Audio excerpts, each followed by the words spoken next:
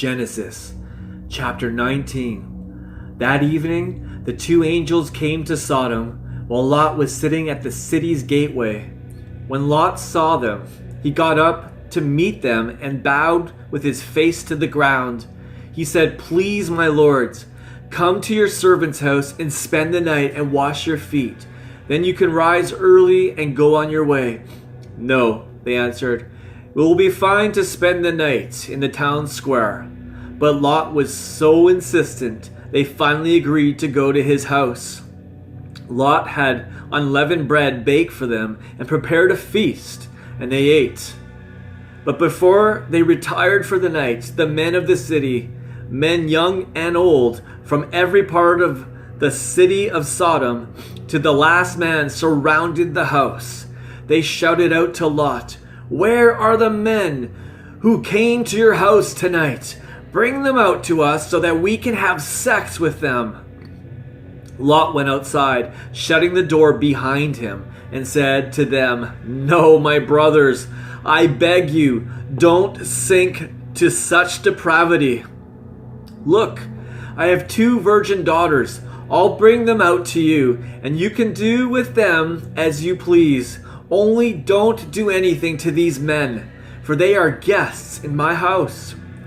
"Get out of our way," they replied. "This guy comes as a foreigner to live among us, and now he dares to judge us. We'll inflict more harm on you than on them." Just then they lunged at Lot and hurried and tried to break down the door. But the 2 angels reached out and pulled Lot safely back into the house and bolted the door. They struck the men outside the house, young and old, with one blazing flash of light so that they could not find the door.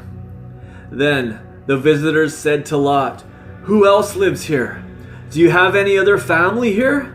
Sons or daughters?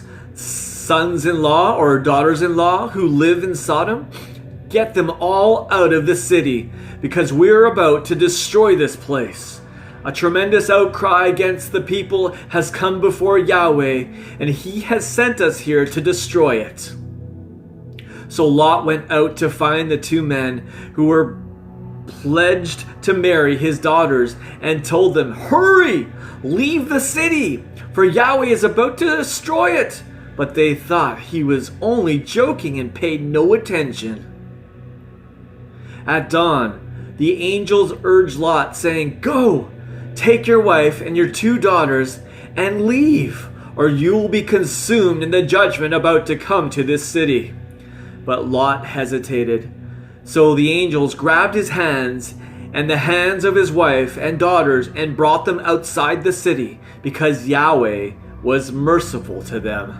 Once they were safely outside the city, the angels said to them, "Run for your lives. Don't stop anywhere in the plain until you've reached the mountains, and don't even look back or you'll die." Lot replied, "Oh no, my lords, you've been so gracious to your servant, and you've been so kind to save our lives, but I can't make it to the mountains.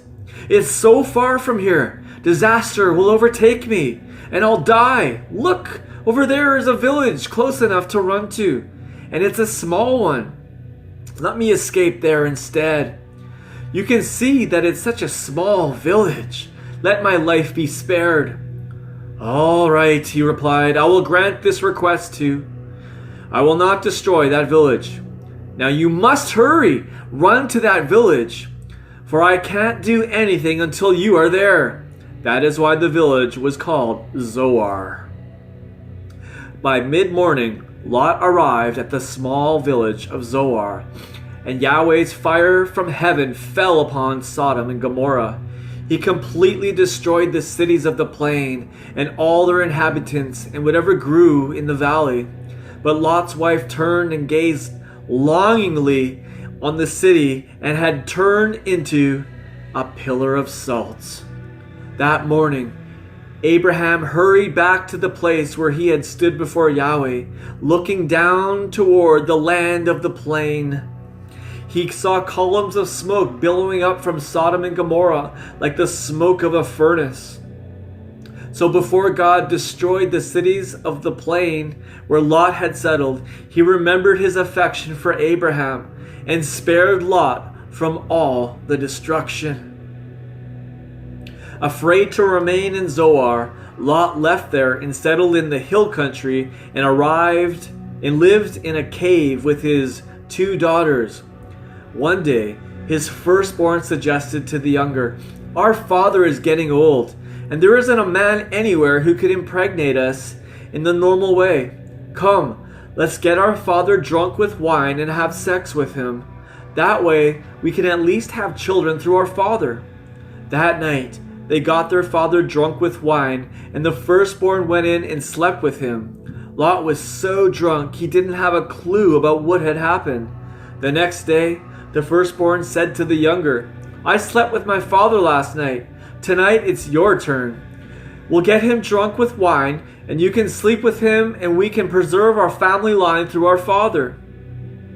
So they got their father drunk the second time, and the younger went in and slept with him.